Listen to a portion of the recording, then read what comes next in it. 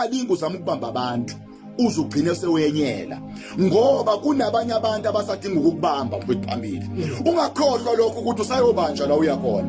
Number 2 usayobamba la uyakhona. Uzobabamba kanjani abantu okumele ubabambe? Uwenyelile mfethu. Kunabantu mfethu esithi sizama ukubabamba ababambeki banyelile.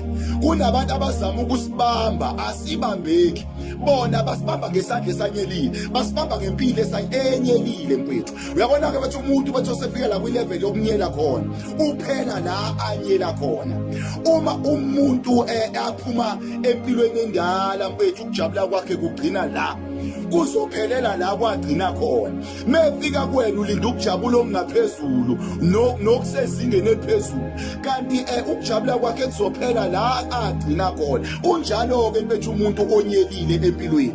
Umuntu onyelile empilweni size sibone ngasuthi kampe especially ma relationship umuntu azabuza athi hayi lo muntu ubona ngathi akangithandi. Akuyakuthanda mfethu.